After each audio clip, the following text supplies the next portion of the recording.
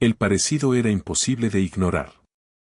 Cualquiera con ojos funcionales podía verlo, la misma mandíbula afilada, la misma inclinación exacta de la nariz, esos peculiares ojos verde grisáceo que parecían cambiar de tono según la luz. Incluso la forma en que mantenían los hombros, ligeramente hacia atrás, con un aire de orgullo inconsciente, resultaba inquietantemente similar.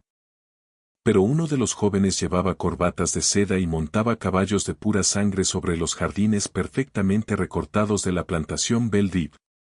El otro vestía algodón áspero y trabajaba esos mismos campos desde el amanecer hasta que las manos le sangraban. En la asfixiante jerarquía social de Tidewater, Virginia, en 1854, semejantes coincidencias no solo se notaban. Eran peligrosas. Susurraban secretos que la sociedad decente se negaba a reconocer a plena luz del día, aunque todos los comentaban a puerta cerrada, detrás de abanicos alzados. Y cuando la cámara de un fotógrafo itinerante captó ambos rostros en un mismo encuadre, por pura casualidad, se puso en marcha una cadena de acontecimientos que destruiría a una de las familias más prominentes de Virginia y sacaría a la luz verdades que algunos serían capaces de matar por mantener enterradas. Esta no es una historia de justicia ni de redención. Es la historia de lo que ocurre cuando una sola imagen obliga a la gente a enfrentarse a una realidad que llevan años fingiendo que no existe. Es el poder aterrador de una prueba visual innegable en un mundo construido sobre mentiras cuidadosamente sostenidas. Y empieza, como tantas tragedias, con algo tan simple y tan permanente como una fotografía. Belle se alzaba como un monumento a la vieja riqueza de Virginia, con sus columnas blancas brillando bajo el sol implacable del verano de 1854. La plantación se extendía por casi 800 acres de excelente tierra tabaquera a orillas del río James, un reino en sí mismo donde Alastair Dandridge gobernaba con la autoridad absoluta que se concedía a los hombres de su condición. La casa principal, construida por su abuelo en 1798, tenía 16 habitaciones llenas de muebles importados de Londres y París, lámparas de cristal que alguna vez colgaron en un chateau francés y suficiente plata como para llenar 3 armarios cerrados con llave.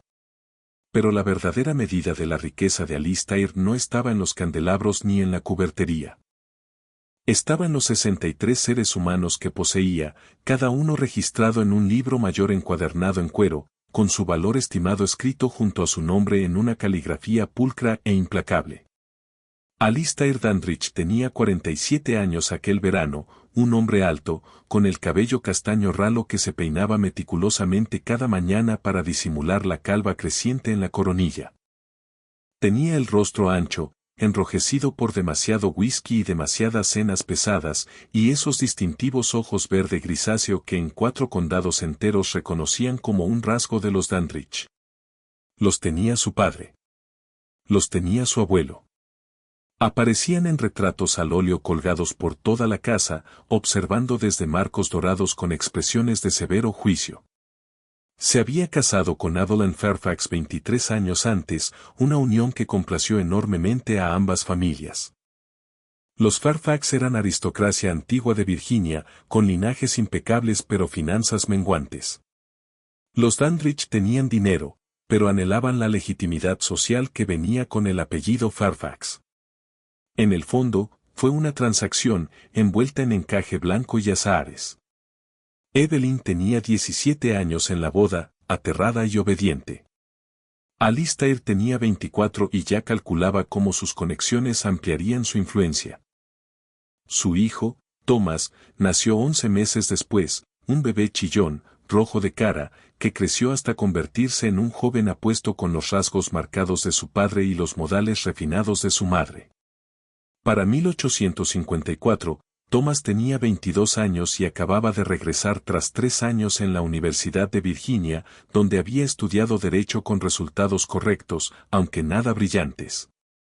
Tenía la estatura de su padre y esos inconfundibles ojos verde grisáceo. Pero también había heredado algo más de Evelyn, cierta suavidad, una incomodidad ante la crueldad que Alistair encontraba a la vez desconcertante y vagamente decepcionante en su único hijo. Thomas se había criado en Belle Rive, rodeado por la brutalidad cotidiana de la vida en una plantación. Sin embargo, a diferencia de su padre, nunca terminó de desarrollar la capacidad de ver a las personas esclavizadas como propiedad en lugar de seres humanos. Ocultaba bien esa debilidad, comprendiendo instintivamente que expresar tales ideas lo señalaría como peligrosamente radical. Aún así, el malestar siempre estaba allí, una náusea constante, de baja intensidad, que había aprendido a reprimir. En la casa Dandridge también vivía Catherine, la hermana soltera de Alistair, una mujer de 45 años, de lengua afilada, que jamás había perdonado al mundo por no haberle proporcionado un marido a su altura. Vivía en el ala este, pasaba los días bordando fundas de almohada con patrones cada vez más elaborados y lanzando comentarios cortantes sobre el comportamiento de todos. Catherine lo notaba todo, no olvidaba nada y manejaba el chisme como un arma. Esa era la estructura familiar en Belle Rive durante el verano de 1854, respetable, estable, perfecta por fuera.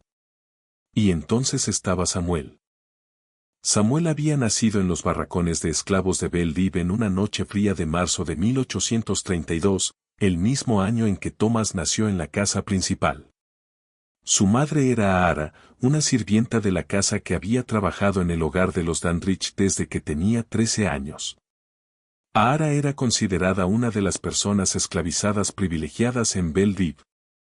Trabajaba bajo techo, vestía ropa relativamente limpia y rara vez era sometida al trabajo extenuante del campo que destruía tantos cuerpos antes de tiempo. Además, era hermosa, piel oscura y lisa, ojos expresivos y una dignidad silenciosa que conservaba pese a sus circunstancias. Para cuando tenía 20 años, Alistair Dandridge se fijó en ella. Y en un mundo donde las mujeres esclavizadas no tenían derecho legal a negar nada a sus dueños, aquello que Alistair deseaba, lo tomaba.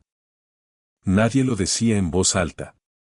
Por supuesto, esas cosas jamás se discutían en sociedad. Pero las otras personas esclavizadas en Belle Rive lo sabían. Los sirvientes de la casa lo susurraban cuando Evelyn no podía oírlos. Y cuando el vientre de Aara empezó a crecer a finales del verano de 1831, todos entendieron lo que había ocurrido, aunque nadie se atreviera a nombrarlo. Samuel nació apenas 2 meses después de Thomas. Durante los primeros años de su vida, el parecido no resultó especialmente notable. Muchos bebés comparten rasgos similares, y nadie esperaba ver a Alistair Dandridge en el rostro de un niño esclavo. Pero a medida que Samuel creció, las semejanzas se volvieron imposibles de negar. A los 5 años, Samuel tenía los mismos ojos verde grisáceo que Thomas, la misma nariz estrecha, la misma forma de inclinar la cabeza cuando pensaba. El viejo Jeremiah, que había trabajado en Belle Rive durante 60 años y recordaba al padre de Alistair, juraba que Samuel se parecía más a un Dandridge que a algunos primos blancos legítimos que de vez en cuando venían de visita desde Richmond. Aara lo veía, claro. ¿Cómo no iba a verlo? Cada vez que miraba a su hijo, veía reflejado al hombre que la había forzado. Era una agonía compleja. Amaba a Samuel con una intensidad feroz y protectora, pero su rostro era un recordatorio diario de la violación y la impotencia. Nunca habló de su paternidad, ni siquiera con el propio Samuel. ¿Para qué? La verdad no podía liberarlo, solo podía ponerlos a ambos en mayor peligro. Conforme Samuel se hizo mayor, Aara se aseguró de que comprendiera la regla fundamental de su existencia. Pasa desapercibido. Guarda silencio. Nunca atraigas atención. En un mundo donde las personas esclavizadas eran castigadas por la más mínima falta, ser la evidencia visible de la infidelidad del amo podía ser mortal. Alistair Dandridge toleraría la existencia de Samuel solo mientras pudiera fingir que no existía. Pero fingir se volvió más difícil cuando Samuel llegó a la adolescencia y el parecido con Thomas se hizo innegable. Para cuando ambos jóvenes tenían 22 años en aquel verano de 1854, podrían haber pasado por hermanos. O, mejor dicho, se veían como lo que realmente eran, un hijo legítimo y su medio hermano ilegítimo, nacidos de madres distintas, pero marcados por los rasgos inconfundibles del mismo padre. La comunidad esclavizada de Bellrive caminaba sobre cáscaras de huevo alrededor de esa verdad. Todos lo sabían, pero también sabían que reconocerlo abiertamente traería desastre. Alistair nunca había admitido en público ser el padre de Samuel, y nadie esperaba que lo hiciera. Mientras se mantuviera la ficción, mientras todos fingieran no ver lo que era evidente para cualquiera con ojos, podía sostenerse una paz frágil. El propio Thomas había notado el parecido años antes, alrededor de su 16º cumpleaños. Caminaba por los campos de tabaco, evitando las expectativas de su padre como solía hacer, cuando vio a Samuel trabajando junto a otros jóvenes. El sol de la tarde iluminaba el rostro de Samuel en cierto ángulo y, por un instante desorientador, Thomas sintió que estaba viendo su propio reflejo con ropa ajena. Se detuvo, mirándolo fijamente, con la mente acelerada por implicaciones que no quería explorar. Samuel notó su atención y bajó la mirada de inmediato, con los hombros tensándose por el miedo. Esa reacción, la suposición instantánea de que la atención de un hombre blanco significaba peligro, sacudió a Thomas más que el parecido en sí. Nunca enfrentó a su padre. ¿Qué podía decir? La acusación era demasiado enorme, demasiado devastadora. Y una parte de Thomas no quería confirmación, porque confirmarla lo obligaría a reconciliar al padre que creía conocer, severo pero respetable, pilar de la comunidad, con el tipo de hombre capaz de violar a una mujer esclavizada y luego esclavizar a su propio hijo. Así que Thomas hizo lo que toda su familia había perfeccionado. Fingió no ver. Evitó mirar a Samuel directamente. Cuando inevitablemente se cruzaban, lo miraba a través, no a él, como si Samuel fuera un mueble y no una persona. Ese era el precario equilibrio en Bellrive en julio de 1854 cuando Silas Croft llegó a la reja principal con su equipo de fotografía ambulante. Silas Croft era un hombre que vivía en un carro convertido, que olía constantemente a químicos, nitrato de plata, bromo y el acre rastro del vapor de mercurio. Tenía 36 años, era originario de Baltimore y llevaba el cabello rubio arenoso cada vez más ralo, además de gafas de alambre que le daban un aire estudioso. Había aprendido el proceso del daguerrotipo en 1850 y había pasado los últimos 4 años viajando por el sur, ofreciendo a los dueños ricos de plantaciones la oportunidad de capturar sus rostros y sus propiedades en imágenes permanentes. La fotografía era todavía relativamente nueva y exótica en 1854, como empresa comercial, apenas tenía 15 años. El daguerrotipo, que creaba imágenes sobre placas de cobre plateadas, era complejo, lento y caro. Solo los ricos podían pagarlo, lo que convertía a los plantadores en clientes ideales. Querían retratos familiares, imágenes de sus mansiones, pruebas visuales de su riqueza y estatus que pudieran conservarse para las generaciones futuras. Silas había fotografiado decenas de plantaciones en Virginia, Maryland y Carolina del Norte. Había retratado patriarcas severos sentados rígidos durante largas exposiciones, esposas delicadas acomodadas con sus mejores vestidos de seda, niños congelados en poses de inocencia idealizada. También había fotografiado las propias plantaciones, las casas majestuosas, los jardines recortados, los campos extendiéndose hasta el horizonte. Y a veces, si el dueño lo pedía, fotografiaba a las personas esclavizadas. Esas imágenes cumplían un doble propósito. Eran, a la vez, documentación de propiedad valiosa y una forma de presumir, evidencia visual de una riqueza medida en seres humanos. Silas encontraba esas sesiones profundamente incómodas, pero necesitaba el dinero, y había aprendido a no cuestionar los pedidos de sus clientes. Llegó a Bellrive un jueves por la tarde, a mediados de julio, con su carro traqueteando por el largo camino flanqueado de robles que llevaba a la casa principal. Alistair Dandridge lo había mandado llamar 3 semanas antes, después de ver algunos trabajos de Silas en una plantación vecina. Los Dandridge querían un retrato formal de familia, Alistair, Evelyn, Thomas y Catherine dispuestos frente a la casa.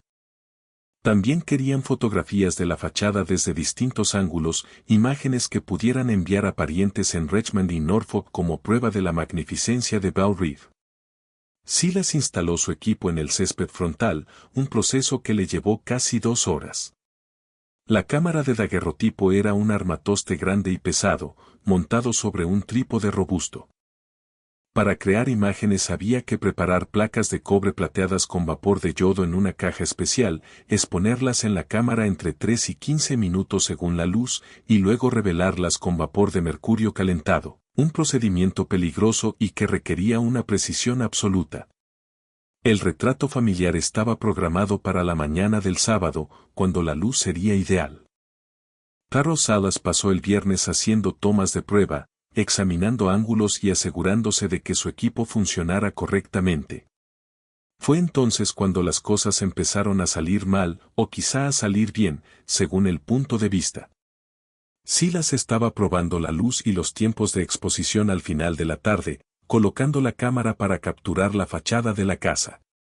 Quería asegurarse de que las columnas blancas no quedaran sobreexpuestas bajo el sol brillante del verano. Mientras ajustaba el equipo, preparando lo que creía que sería una simple toma arquitectónica, varias personas atravesaron su campo de visión. No era raro. La vida en una plantación no se detenía por la fotografía. Las personas esclavizadas se movían constantemente, cargando agua, cuidando jardines, realizando el trabajo interminable necesario para mantener una propiedad como Belle Reve. Silas había aprendido a esperar, dejándolos pasar antes de iniciar la exposición. Pero esta vez no esperó lo suficiente. Acababa de quitar la tapa del lente para comenzar la exposición cuando 2 jóvenes entraron en el encuadre desde direcciones distintas. Uno, Thomas, con una fina camisa de lino y la confianza relajada de alguien que poseía el suelo que pisaba, venía desde la casa principal. El otro, Samuel, cargaba una cesta de leña menuda y se movía con la cuidadosa invisibilidad de alguien que intentaba no ser notado, llegaba desde la zona de dependencias. Se cruzaron quizá a unos 15 pies el uno del otro, sin mirarse, ambos visibles en la placa durante tal vez 20 segundos antes de continuar cada uno en su dirección. No era tiempo suficiente para un retrato nítido. El daguerrotipo exigía inmovilidad total para evitar el desenfoque. Pero sí era suficiente para captar sus formas generales, sus perfiles, sus siluetas recortadas contra la Casa Blanca. Silas no le dio mayor importancia en ese momento. Era solo una exposición de prueba, no destinada al cliente. La revelaría esa noche para comprobar sus mezclas químicas y los tiempos, y después la descartaría antes de hacer las fotografías reales al día siguiente. Esa noche, en su carro iluminado por faroles y saturado de olor a químicos, Silas reveló la placa de prueba. Cuando la imagen emergió del vapor de mercurio, casi se le cayó de las manos. Allí, grabados en la superficie plateada, aparecían 2 jóvenes de perfil. La calidad no era perfecta. Había algo de movimiento, cierta pérdida de detalle. Pero lo que era absolutamente claro, innegable, era que tenían la misma cara, el mismo perfil, el mismo porte, los mismos rasgos distintivos que los marcaban como familia. Uno vestía ropa fina. El otro llevaba algodón tosco. Uno era blanco. El otro era negro. Pero tenían la misma cara. Silas se quedó mirando la imagen durante mucho tiempo, con las manos temblándole ligeramente.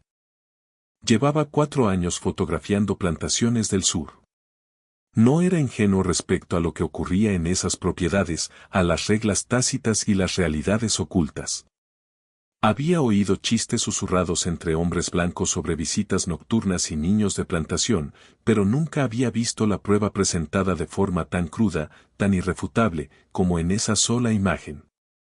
Aquel parecido era imposible de explicar. No era una semejanza vaga ni un rasgo compartido por casualidad. Era una prueba visual clara de lazos de sangre, fijada para siempre en plata y cobre. Silas comprendió al instante que el daguerrotipo que sostenía era peligroso. Si la familia Dandridge lo veía, habría un infierno por pagar, probablemente literal, para el joven esclavizado y su madre. Si se corría la voz, si aquella imagen circulaba, destruiría la reputación de los Dandridge. Su primer impulso fue destruirla de inmediato, romper la placa, fundirla, fingir que jamás había existido. Pero Silas no la destruyó. En lugar de eso, la envolvió con cuidado en un paño y la escondió en el fondo de su cofre de equipo. Se dijo a sí mismo que se desharía de ella más tarde, después de abandonar Belle Rive. Se repitió que solo estaba siendo prudente, manteniéndola oculta hasta estar a salvo lejos de la plantación. La verdad era más complicada. Una parte de Silas, la que se había ido asqueando cada vez más de lo que veía en sus viajes, la que odiaba ser cómplice al documentar una riqueza construida sobre el sufrimiento humano, quería conservar la evidencia. Quería que existiera una prueba de que el sistema se sostenía sobre hipocresía y mentiras. No sabía qué haría con la imagen, pero no lograba obligarse a destruirla. A la mañana siguiente, Silas realizó el retrato formal que Alastair Dandridge había encargado. La familia se colocó en el pórtico frontal, Alistair al centro, con expresión severa e importante, Evelyn a su lado, con un vestido de seda gris paloma y las manos delicadamente cruzadas en el regazo, Thomas detrás del hombro derecho de su padre, con su mejor traje, y Catherine al extremo, con una mirada que sugería que percibía un olor desagradable. La exposición duró casi 12 minutos. Todos tuvieron que permanecer completamente inmóviles, lo cual era una tortura bajo el calor de julio. El párpado izquierdo de Evelyn empezó a temblar alrededor del minuto 8. El gesto de Catherine pasó de fastidio a abierta hostilidad. Pero cuando la imagen se reveló esa tarde, era perfecta, un registro impecable de respetabilidad sureña y armonía familiar. Alistair quedó tan satisfecho con el resultado que pidió 5 copias adicionales y encargó 3 fotografías más, una de él solo para su despacho, una de Thomas para el salón de Evelyn, y una gran toma panorámica de toda la plantación desde el punto más alto de la propiedad. Silas pasó los 4 días siguientes en Belle Rive creando esas imágenes adicionales. Lo trataron bien, le dieron una habitación en la casa en lugar de hacerlo dormir en el carro, le sirvieron comidas en el comedor formal y le pagaron generosamente. Alistair Dandridge era el tipo de cliente que cualquier profesional itinerante apreciaría. Pero durante todo ese tiempo, Silas sentía el peso del daguerrotipo oculto en el fondo de su cofre. Y también percibía la presencia de Samuel, moviéndose por los márgenes de la vida diaria como un fantasma, evitando con cuidado cualquier situación en la que la familia blanca a la que se parecía sin saberlo pudiera notarlo. En su última noche en Belle Rive, Silas vio algo que lo perseguiría durante años.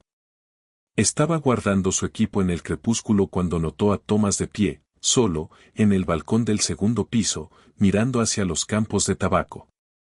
Y en los campos, apenas visible con la luz que se apagaba, Samuel trabajaba hasta tarde, aprovechando los últimos minutos del día para terminar alguna tarea. Desde el ángulo de Silas, podía ver a ambos de perfil contra el atardecer, el hijo legítimo arriba, el hijo esclavizado abajo. El mismo rostro. Mundos distintos. Thomas debió de ver a Samuel también, debió notar el paralelismo, porque Silas lo vio aferrar la baranda con tanta fuerza que los nudillos se le pusieron blancos. Luego Thomas se dio la vuelta de golpe y desapareció dentro de la casa. Silas guardó el último de sus instrumentos y se marchó de Belle Rive a la mañana siguiente con el pago en mano y un secreto peligroso en su carro. Se repitió que destruiría el daguerrotipo comprometedor en cuanto llegara al siguiente pueblo. Se lo repitió una y otra vez mientras viajaba por Virginia, rumbo al norte, hacia Maryland.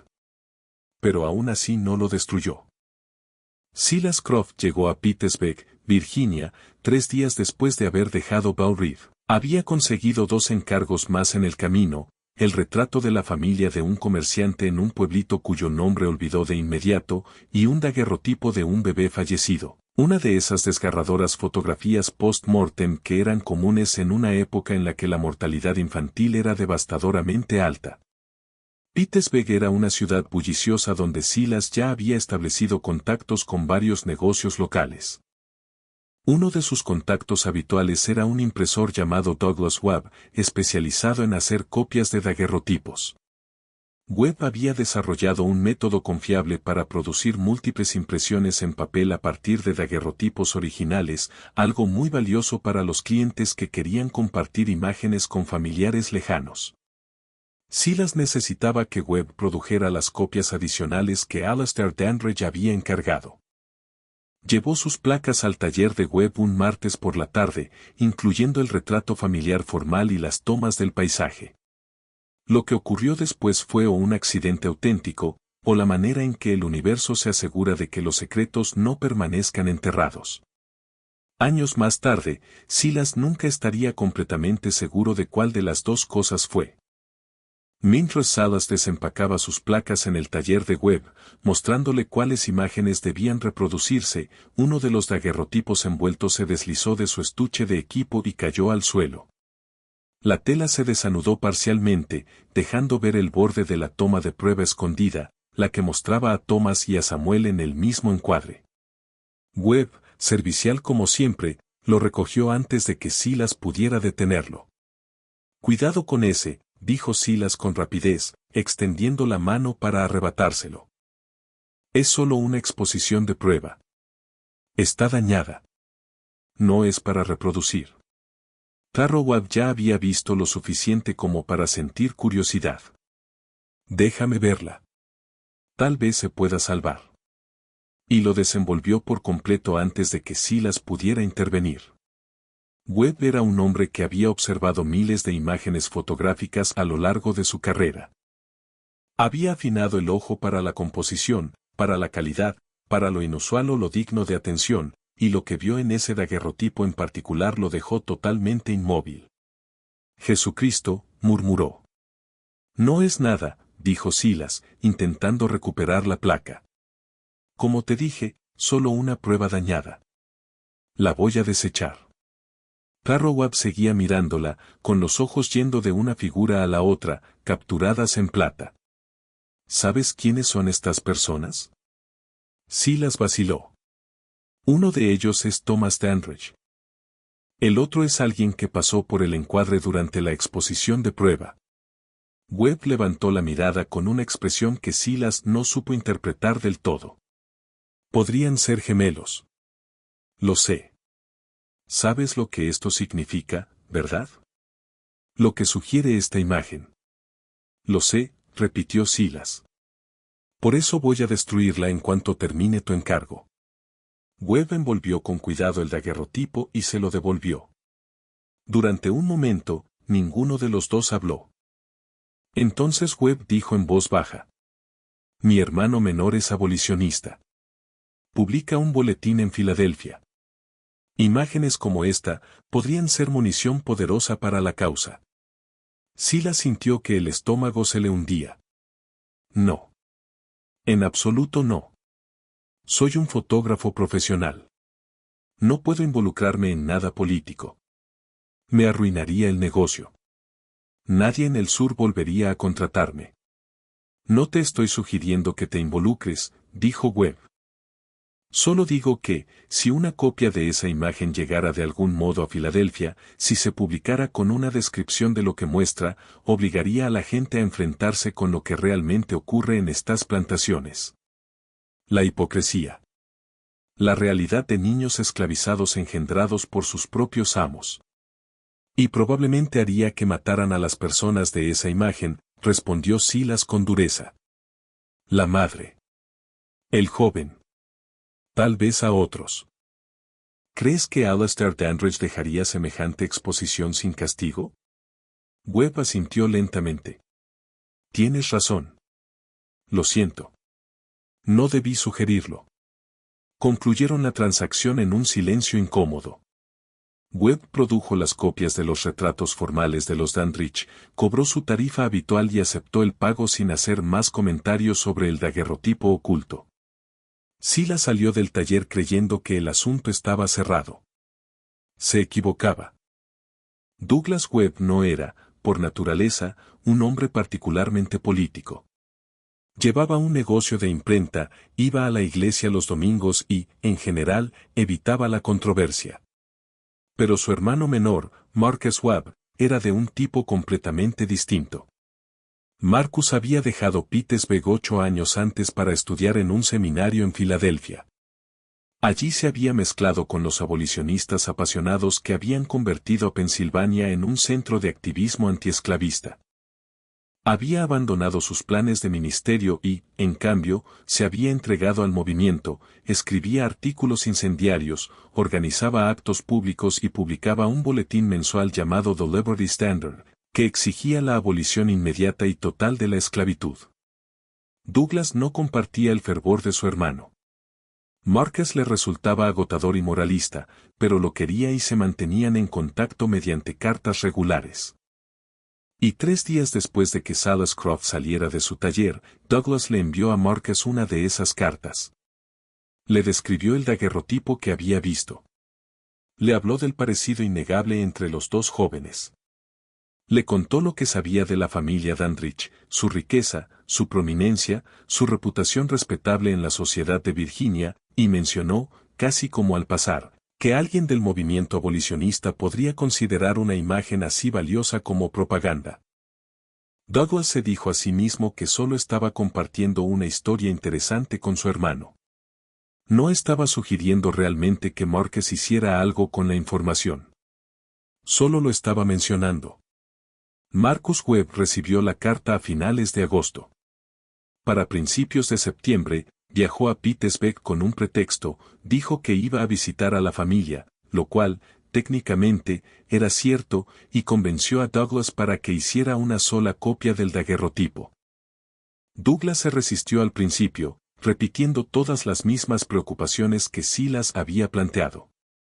Pero Marcus era persuasivo de ese modo intenso, de certeza moral, que suelen tener los verdaderos creyentes. Esto es evidencia, argumentó Marcus.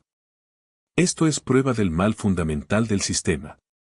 Un hombre engendra un hijo y luego esclaviza a ese hijo, lo hace trabajar en sus campos, le niega su humanidad y la sociedad respetable finge no verlo porque admitirlo sería incómodo.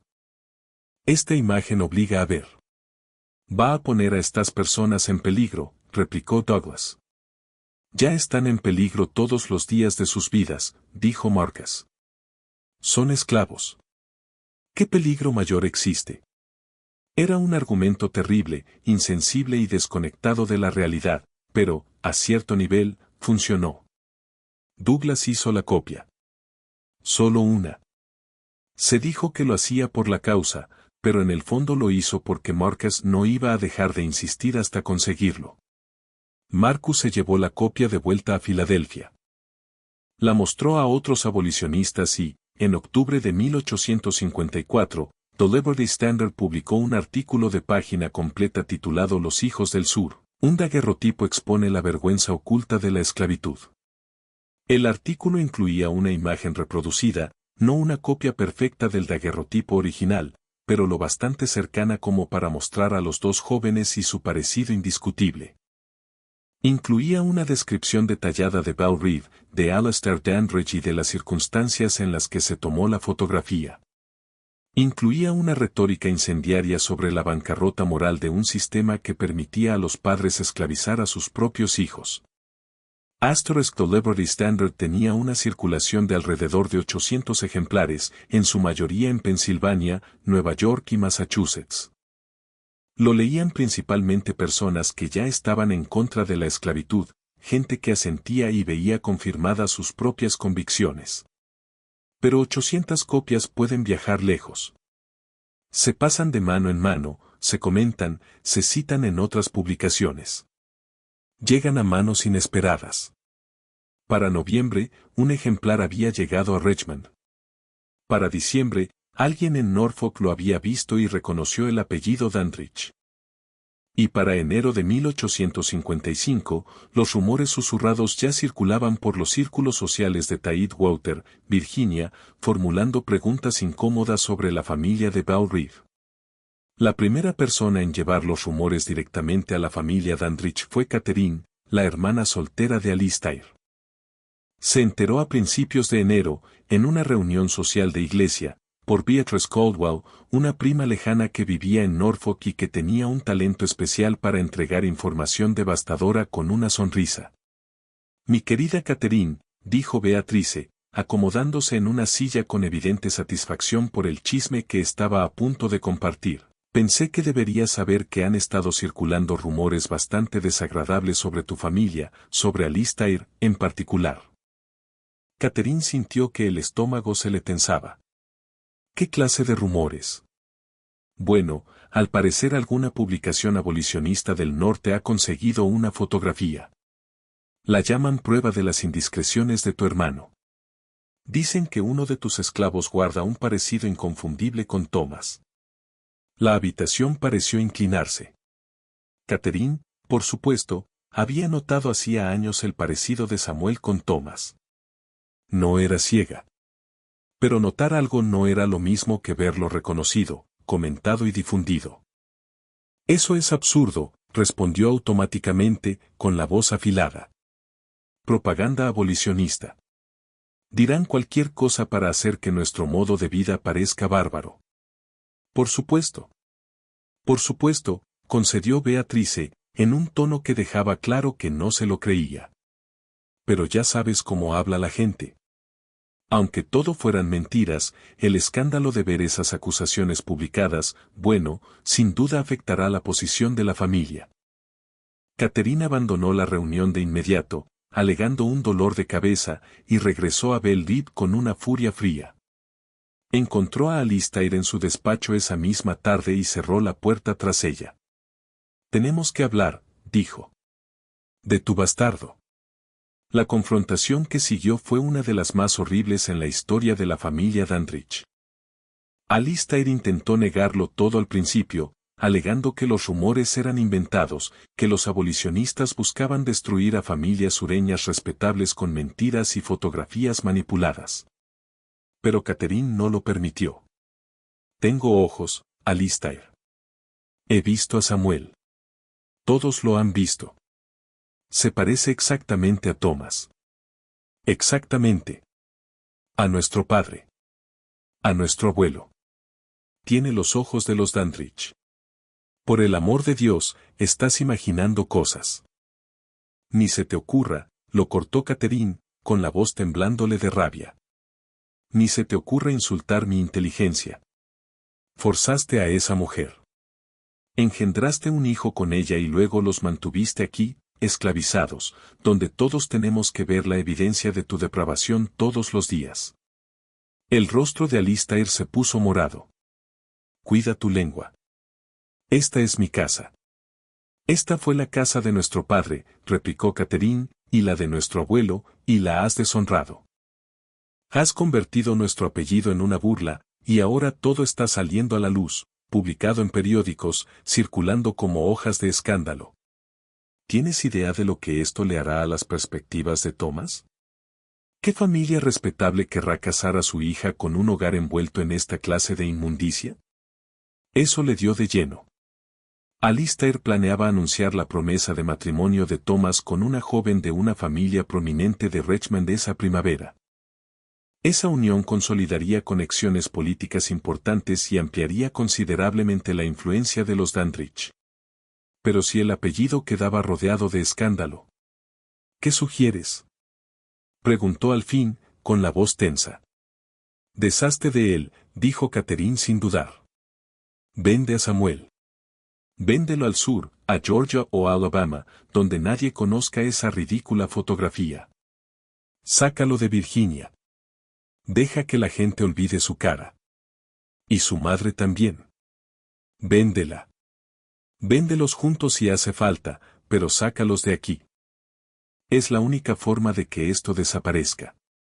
Alistair lo consideró. Era una solución práctica. Las personas esclavizadas eran vendidas lejos de su lugar de nacimiento todos los días. Nadie se sorprendería. Pero había una complicación que Catherine desconocía. Una complicación que Alistair nunca le había contado a nadie. Años atrás, en un momento de debilidad culpable, le había prometido a Ara que nunca vendería a Samuel. Había sido una promesa estúpida, hecha después de visitar los barracones de noche y encontrarla sosteniendo a su hijo recién nacido. Ella lo había mirado con una desesperación tan profunda que algo dentro de él se quebró. No lo venderé, susurró. Ni a ti. Lo prometo. Fue la única bondad que alguna vez le mostró, y ni siquiera era bondad, más bien una crueldad un poco menos terrible. Pero en ese momento lo había dicho en serio. Ahora, 23 años después, esa promesa se había convertido en una carga enorme. Lo pensaré, le dijo a Catherine. Ella lo miró con asco. Aún la estás protegiendo, ¿verdad? Después de todo, después de la vergüenza que nos has traído, aún proteges a tu negro. Fuera, dijo Alistair en voz baja. Catherine se fue, dando un portazo tan fuerte que hizo temblar los cuadros de las paredes.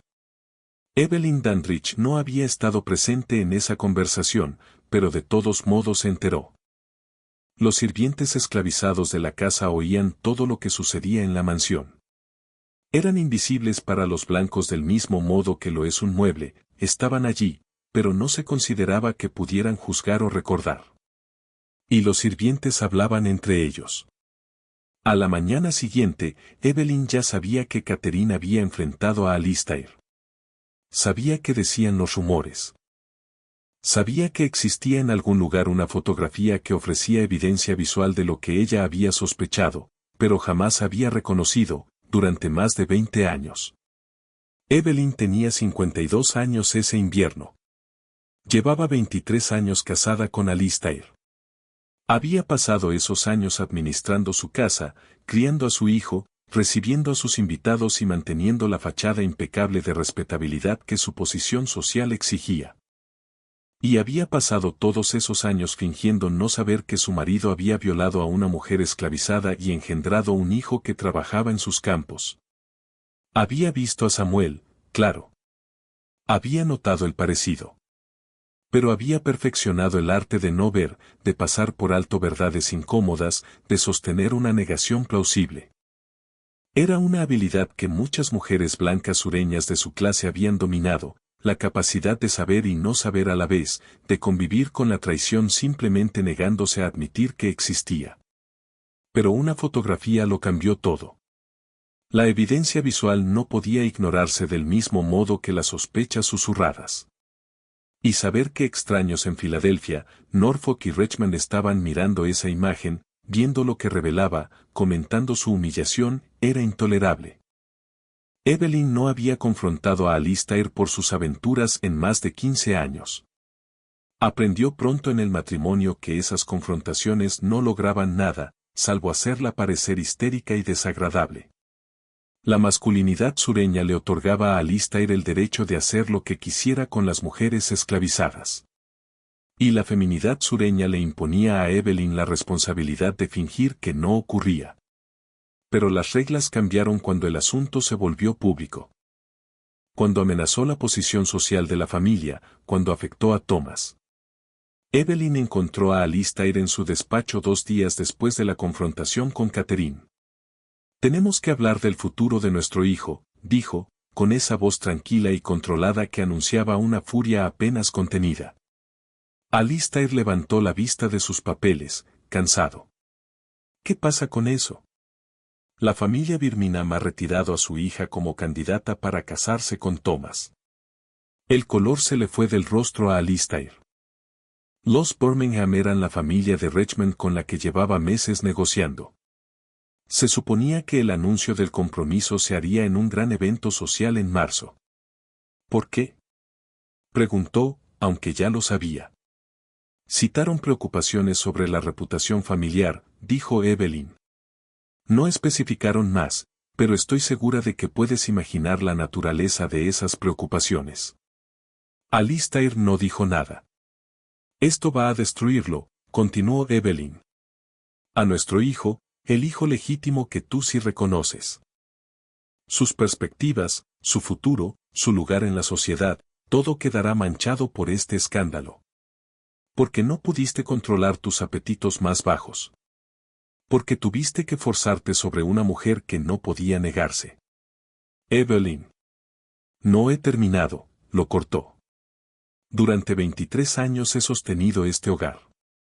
He administrado tu casa, he criado a tu hijo, he entretenido a tus socios y he presentado ante la sociedad un rostro perfecto. He hecho todo lo que se esperaba de mí, y tú me has pagado con humillación. Fue hace décadas. Y aún así la evidencia camina por nuestra propiedad todos los días, dijo Evelyn, helada. La evidencia tiene 22 años y tu cara.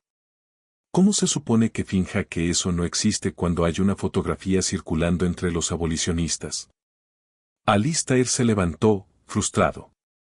¿Qué quieres que haga? No puedo deshacer el pasado. Puedes ocuparte del presente, dijo Evelyn. Catherine tiene razón. Hay que venderlos a los dos, de inmediato. Venderlos al sur, donde nadie los relacione con esta familia. Es la única manera de minimizar el daño. No puedo, dijo Alistair en voz baja.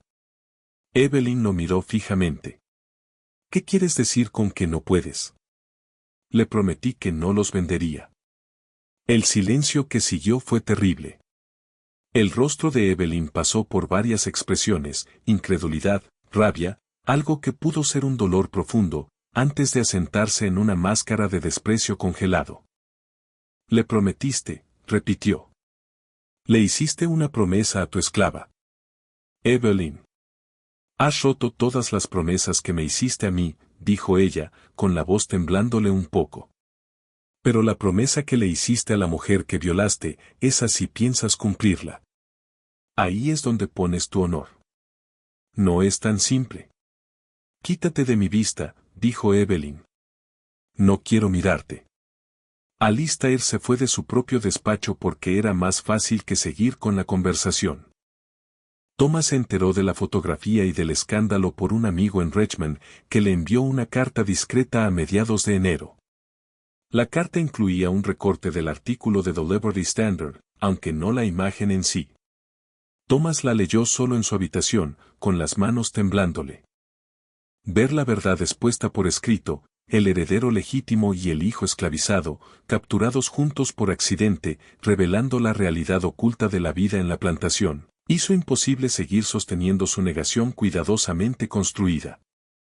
Lo había sabido, en algún nivel, durante años, pero saberlo en privado y verlo publicado para que lo leyeran extraños eran experiencias completamente distintas. La carta de su amigo terminaba con un consejo compasivo pero directo. Quizá deberías tomar distancia de Belleville por un tiempo, hasta que esto se calme.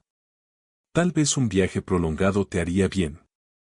Thomas entendió lo que eso significaba. Su amigo le sugería huir, básicamente escaparse a Europa o al norte y esperar a que el escándalo se disipara.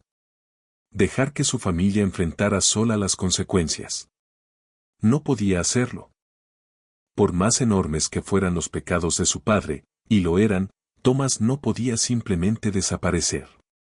Pero tampoco podía quedarse en Belleville y fingir que todo era normal. Ya no. No con la verdad flotando sobre todo como una nube oscura. Esa noche, Thomas hizo algo que nunca había hecho antes. Bajó a los barracones de esclavos después de que anocheciera. Los barracones de Belleville eran un conjunto de cabañas de madera tosca, dispuestas en dos hileras detrás de la casa principal, más allá de las dependencias y los edificios de trabajo. Thomas casi nunca había ido allí en toda su vida. Los miembros blancos de una familia propietaria no visitaban los barracones salvo que hubiera un problema específico que requiriera atención. Pero esa noche Thomas caminó hacia allí deliberadamente, con el corazón golpeándole el pecho, sin estar del todo seguro de qué hacía ni por qué. Encontró la cabaña de Ara. Sabía cuál era porque, años atrás, en un momento de curiosidad que nunca se atrevió a seguir, se lo había preguntado a uno de los sirvientes de la casa. Era una de las cabañas un poco mejores, con vidrio real en la ventana y una puerta que cerraba bien, pequeños privilegios concedidos a quienes servían dentro de la mansión. Golpeó suavemente. Tras un largo instante, la puerta se abrió. Ara estaba allí, 43 años, todavía hermosa pese a años de trabajo y miedo. Cuando vio a Thomas, su expresión se volvió cuidadosamente neutra. «Amo Thomas», dijo en voz baja. «¿Pasa algo?» Toda su postura era defensiva, protectora. Thomas comprendió, con una sensación enferma, que ella le tenía miedo. Por supuesto. Un hombre blanco llegando de noche a una cabaña de esclavos nunca significaba nada bueno. «Necesito hablar con Samuel», dijo Thomas. «¿Está aquí?» «Él no ha hecho nada malo», dijo Ahara de inmediato, a la defensiva. «Lo sé. No he venido para. Solo necesito hablar con él». Ahara vaciló un instante y luego se hizo a un lado. El interior de la cabaña era pequeño y austero, unos pocos muebles sencillos, un hogar y 2 camas estrechas. Samuel estaba sentado en una mesa tosca, remendando una camisa a la luz de una vela. Cuando vio a Thomas, se levantó al instante, con una expresión cautelosa. El parecido era aún más impactante bajo esa luz temblorosa. Thomas sintió un mareo al mirarlo. «Déjanos», le dijo Thomas a Ahara. «No», respondió Ahara con firmeza. «Si quieres hablar con mi hijo, lo harás con mi presencia». Thomas se quedó tan sorprendido por aquella desobediencia. Las personas esclavizadas no solían rechazar órdenes directas de la familia blanca, que simplemente asintió. «Está bien». Siguió un silencio incómodo. Thomas no sabía cómo empezar. Al final, habló Samuel. «Nos enteramos de la fotografía». Su voz era baja, pero firme. «¿Se enteraron?» «Las noticias corren», dijo Samuel, «incluso hasta gente como nosotros». Thomas se estremeció ante esa frase, gente como nosotros, la diferencia aceptada y puesta en palabras. «Lo siento», dijo Thomas. Las palabras le parecieron insuficientes, pero necesarias. «Siento que estén en peligro por algo que no es culpa tuya». La expresión de Samuel no cambió. «Siempre hemos estado en peligro. Eso es lo que significa ser propiedad». «Eres mi hermano», dijo Thomas de pronto, sorprendiéndose a sí mismo. «Eres mi medio hermano. Tú lo sabes. Yo lo sé. Todos lo saben». «¿Tu padre lo sabe?», preguntó Samuel. Thomas no supo qué contestar. Ahara intervino, con la voz dura. «Tu padre sabe perfectamente lo que hizo. Y lleva 22 años sabiendo cuáles eran las consecuencias. Aún así, eligió mantenernos aquí. Eligió ver a Samuel crecer esclavizado. Eligió dejarte crecer en privilegios mientras tu hermano trabajaba en el campo. Eso no fue ignorancia. Fue una elección». «Lo sé», dijo Thomas en voz baja. «Lo sé, y no sé cómo arreglarlo. No sé cómo hacer que nada de esto sea justo». «No puedes», dijo Samuel, sin adornos. «Lo hecho está». «Mi padre está considerando venderlos», dijo Thomas. «A los 2. Mandarlos al sur para que el escándalo desaparezca». Vio el terror cruzar el rostro de ambos antes de que lograran controlarlo. Ser vendido al sur era uno de los destinos más temidos por las personas esclavizadas en Virginia. Significaba separarse de todos los que conocías, condiciones de trabajo más duras, tasas de mortalidad más altas. Significaba desaparecer. ¿Puedes detenerlo?, preguntó Ahara. «No lo sé», admitió Thomas. «Aquí no tengo autoridad real. Solo soy su hijo». «Eres su hijo legítimo», lo corrigió Samuel. «Eso cuenta para algo». Hablaron casi una hora en esa cabaña, una conversación extraña, inédita, entre 3 personas cuyas vidas habían sido moldeadas por el mismo hombre de maneras completamente distintas. Thomas se enteró de cosas sobre la vida de Samuel que le dieron vergüenza, las crueldades casuales, el miedo constante, la forma en que cada día exigía una actuación cuidadosa de su misión solo para sobrevivir. Cuando por fin Thomas se fue, no tenía soluciones. Pero tenía algo que antes no había tenido, un vínculo directo con el ser humano en el centro de ese escándalo. Un hermano al que llevaba 22 años fingiendo no ver. Y sentía cada vez con más fuerza, la convicción de que lo que ocurría en Belle Reve era profundamente, irreparablemente, injusto. Febrero de 1855 llevó a Belle Reve una visitante inesperada, Beatrice Caldwell, la prima lejana de Norfolk que había sido la primera en llevar los rumores a oídos de Catherine. Beatrice llegó sin avisar un martes por la mañana. Su carruaje avanzó por el camino bordeado de robles con un aire de determinación que de inmediato puso a todos nerviosos. Era una mujer de poco más de 50 años, rica por derecho propio gracias al negocio naviero de su difunto esposo, y dueña de esa clase particular de poder social que nace de conocer los secretos de todos y no tener el menor reparo en usarlos como arma. Evelyn la recibió en el salón formal con toda la cortesía que exigía su posición, aunque habría preferido rechazarla en la puerta. Beatrice, qué placer tan inesperado, dijo Evelyn, con un tono que dejaba claro que no era ningún placer. Querida Evelyn, respondió Beatrice, instalándose en la mejor silla sin esperar invitación. He estado oyendo cosas tan preocupantes que, sencillamente, tenía que venir a ver cómo lo estaban llevando. Lo estamos llevando perfectamente bien. Ah, sí. Porque en Norfolk la charla no se ha apagado en absoluto. Si acaso, va a peor. La gente ha empezado a pedir copias de ese periódico abolicionista solo para ver la fotografía. Se ha vuelto toda una sensación. Evelyn sintió que se le tensaba la mandíbula. La gente siempre chismea. No significa nada. Oh, pero sí significa algo, querida. Significa que se están replanteando invitaciones. Significa que se están rompiendo discretamente relaciones comerciales. Significa que el apellido de tu familia empieza a asociarse con escándalo. Beatrice se inclinó hacia adelante, conspiradora. He oído que los Birmingham retiraron a su hija como candidata para esposa de Thomas. ¿Es cierto? Eso es asunto privado de la familia. Entonces sí es cierto, dijo Beatrice, visiblemente encantada. Qué devastador para ti, y para Thomas. Pobrecito, debe estar fuera de sí. Thomas está bien. ¿Seguro? Porque he oído que lo han visto haciendo la cosa más peculiar, visitando los barracones de esclavos por la noche. Claro que eso no puede ser verdad.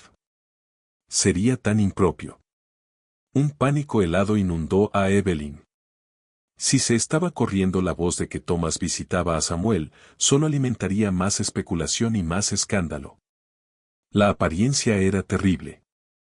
Creo que deberías marcharte, Beatrice.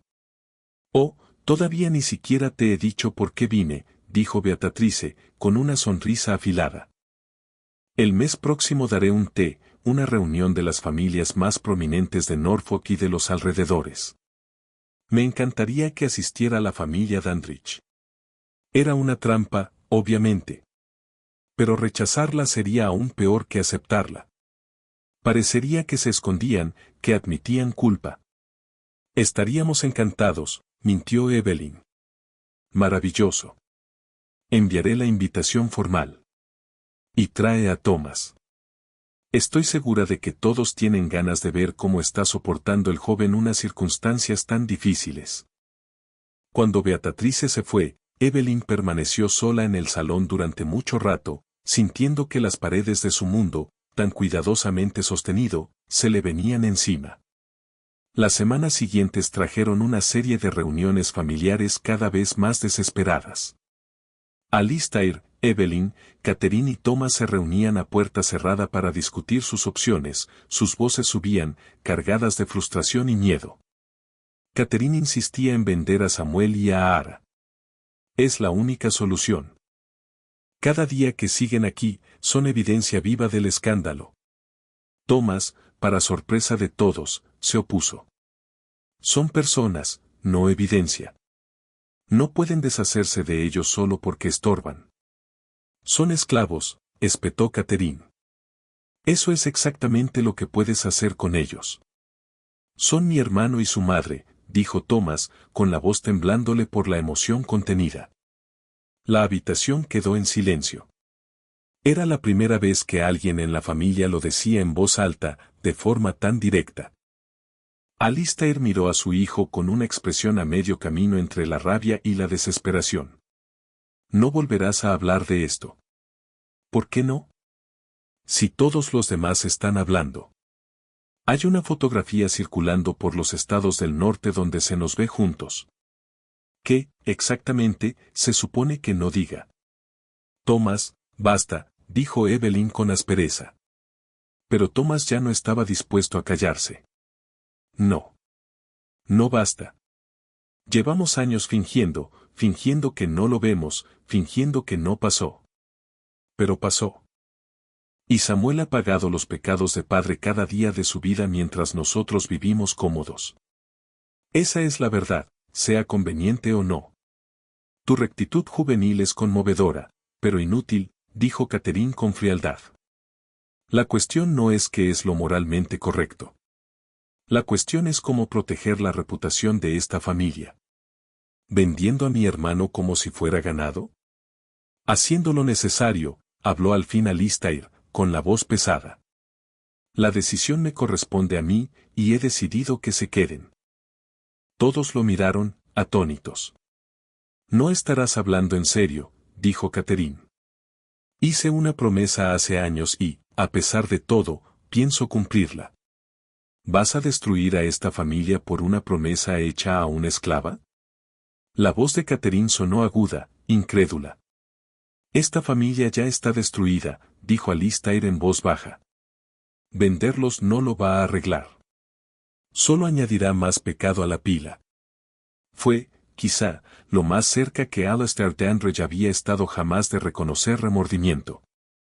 Pero era demasiado poco, demasiado tarde. El té en la finca de Beatrice Calvel, en Norfolk, se celebró el primer sábado de marzo. La familia Dandridge llegó junta en su mejor carruaje, vestida de forma impecable, mostrando un frente unido de respetabilidad. Era una emboscada. La reunión incluía a unas 30 mujeres de familias prominentes de Virginia, que supuestamente habían acudido para una conversación refinada y refrigerios delicados. Pero en cuanto llegaron los Dandridge, el ambiente cambió. Las conversaciones se cortaron a mitad de frase. Las cabezas giraron. Las miradas midieron y juzgaron. Beatrice los recibió con una calidez exuberante completamente teatral. Los Dandridge. ¡Qué maravilla que hayan podido venir! Pasen, por favor. Todos están tan ansiosos por verlos. Él te siguió todos los rituales formales, servir, revolver, pequeños bocados de pastel, pero la conversación era punzante, diseñada para sacar sangre. Una mujer le preguntó a Evelyn, con una falsa preocupación. ¿Cómo lo estás llevando, querida? Debe ser tan duro todo este terrible chisme. Otra se volvió hacia Thomas y dijo. Tengo entendido que has estado mostrando un interés especial por el bienestar de los esclavos de tu familia. Qué progresista por tu parte. Las preguntas no cesaban, cada una cuidadosamente formulada para sonar inocente mientras, en realidad, era cruelmente incisiva. Era una clase magistral de agresividad pasiva sureña, ese arte particular de destruir a alguien mientras se conserva la negación plausible de las intenciones. Entonces Beatrice dio el golpe final. Tengo algo que pensé que podría interesarle a todo el mundo, anunció durante un breve silencio en la conversación. Sacó un periódico doblado de junto a su silla, un ejemplar de The Liberty Standard, con su artículo incendiario y la fotografía reproducida. Esto ha estado circulando en ciertos círculos, dijo. Me las arreglé para conseguir una copia. Hace afirmaciones fascinantes sobre nuestros queridos amigos, los Dandridge. Y procedió a leer extractos en voz alta, con un tono empapado de falsa compasión, las descripciones del artículo sobre el abuso de Alistair contra Ara, la comparación detallada de los rasgos de Thomas y Samuel, las acusaciones de bancarrota moral e hipocresía. Evelyn se quedó petrificada, con la taza de té suspendida a mitad de camino hacia los labios, incapaz de moverse o hablar. Thomas se había puesto pálido, con las manos apretadas en el regazo. Catherine parecía homicida. Cuando Beatrice terminó de leer, alzó la mirada con ojos muy abiertos, inocentes. Por supuesto, estoy segura de que todos son mentiras abolicionistas. Pero la fotografía en sí es realmente impactante. El parecido es notable, ¿no les parece? Pasó el periódico por la sala. Mujer tras mujer miró la fotografía, sus expresiones iban del asombro al asco, hasta una satisfacción apenas disimulada por presenciar una caída tan espectacular. Thomas se levantó de golpe. Nos vamos. Pero apenas han probado el té, protestó Beatrice con falsa preocupación. Nos vamos ahora, repitió Thomas, con la voz tensa y una rabia apenas contenida. La familia Dandridge salió de la finca de Beatrice en silencio, con una humillación completa y pública. El trayecto de regreso a Belleville fue silencioso durante la primera hora. Luego Evelyn habló, con una calma inquietante. Esto no puede continuar. ¿Qué propones? Preguntó Alistair, agotado. Me llevo a Catherine y me mudo a casa de mi hermana, en Charleston. No voy a quedarme en esta casa contigo. No voy a seguir siendo humillada por tus actos del pasado. No estoy negociando, Alistair. Te estoy informando de mi decisión. Puedes quedarte con tu plantación, tus esclavos, tu hijo bastardo y tus promesas. Me voy.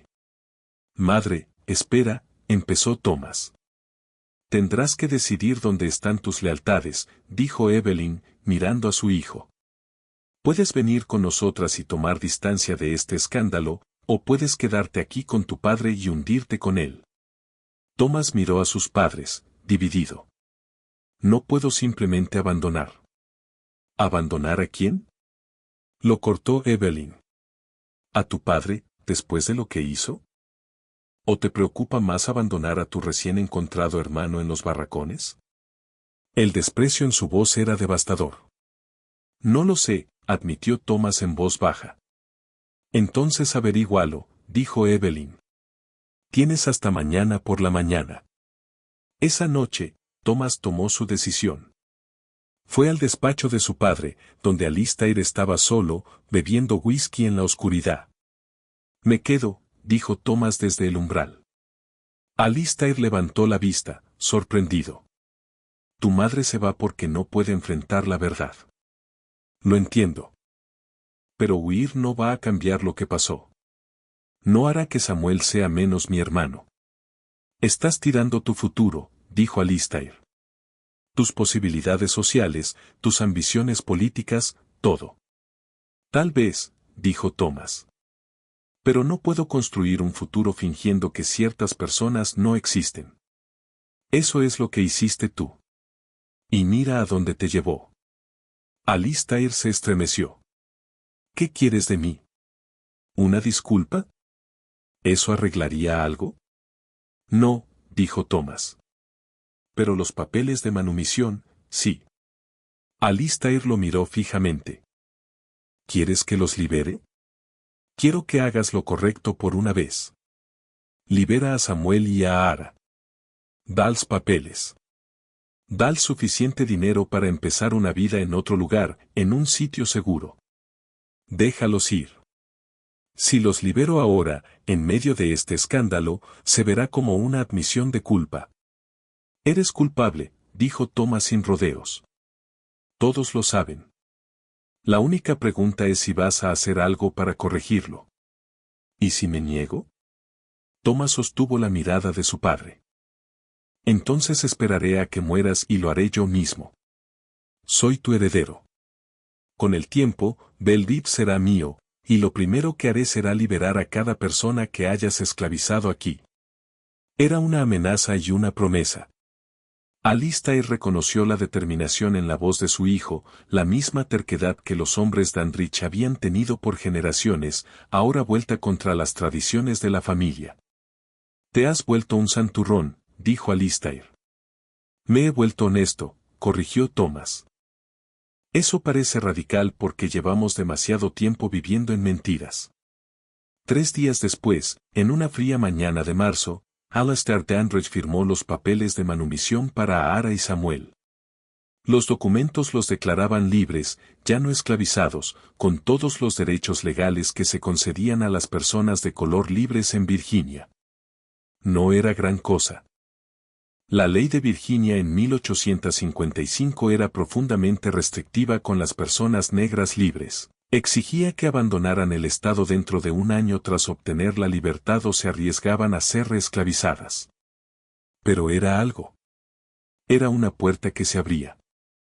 Alistair también les dio $200 en efectivo, suficiente para viajar al norte y establecerse en algún lugar fuera del alcance de Virginia. Cuando Thomas le entregó a Ara los papeles, ella lloró.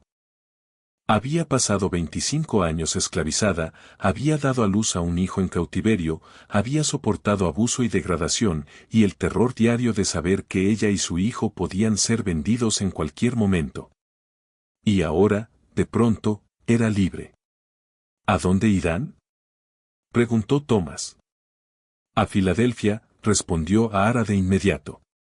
Tengo primos allí que se fueron al norte hace años. Nos ayudarán a establecernos. Lo siento, dijo Thomas, por todo.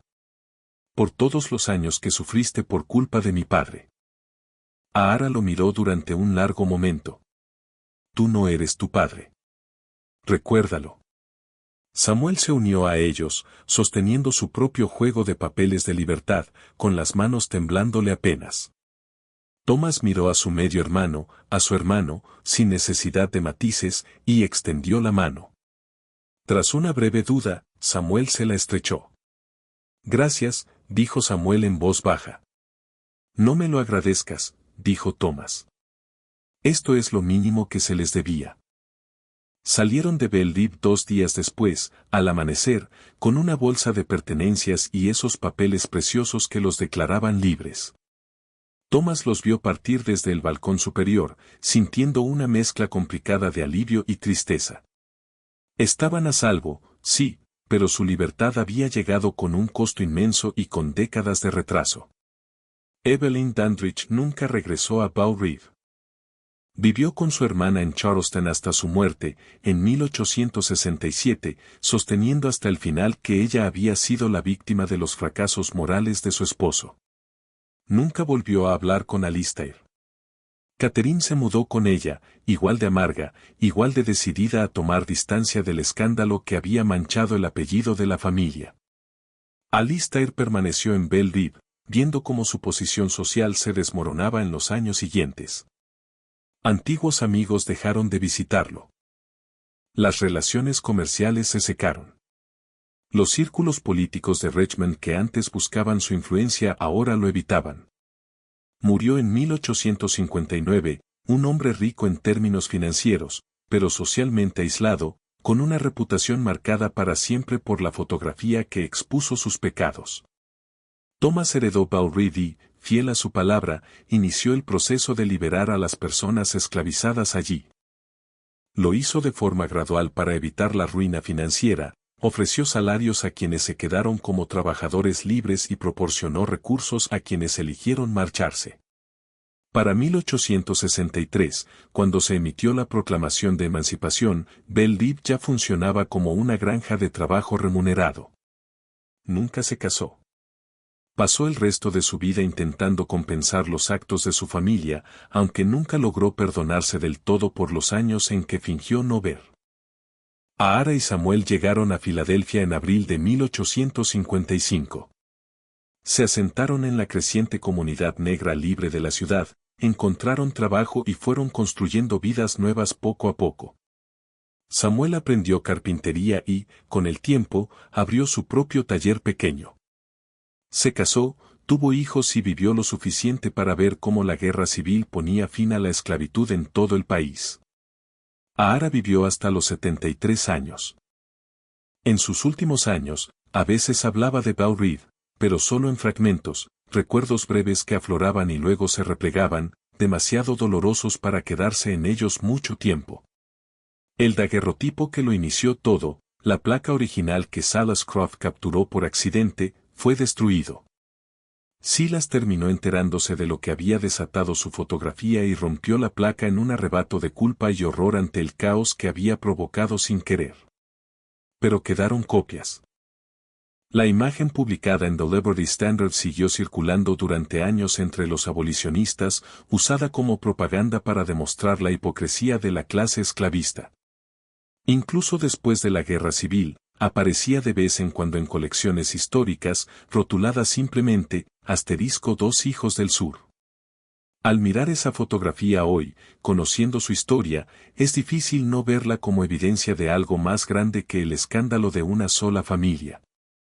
Capturó la mentira fundamental en el corazón de la esclavitud estadounidense, la ficción de que los seres humanos podían dividirse en categorías de libres y esclavizados según la raza, incluso cuando la sangre era la misma, incluso cuando los rostros reflejaban el mismo linaje. El parecido entre Thomas y Samuel no era algo raro. Se repetía en plantaciones de todo el sur, donde quiera que las mujeres esclavizadas fueran vulnerables a la violencia de sus dueños. Lo inusual fue que quedara documentado, atrapado en una forma permanente, imposible de negar o de explicar. Una sola fotografía lo expuso todo, no solo los pecados específicos de la familia Dandridge, sino la verdad más amplia de cómo funcionaba el sistema de plantación, a quien dañaba y que exigía que todos fingieran no ver. La imagen obligó a mirar aquello que se había aprendido a ignorar. Y una vez visto, de verdad visto, ya no podía dejar de verse. Ese era el poder de la fotografía. Por eso destruyó a la familia en Belle Rive.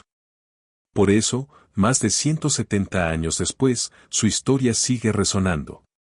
Porque recuerda que ciertas verdades, una vez capturadas y expuestas, no pueden enterrarse otra vez, por más desesperadamente que algunos lo intenten. Gracias por mirar.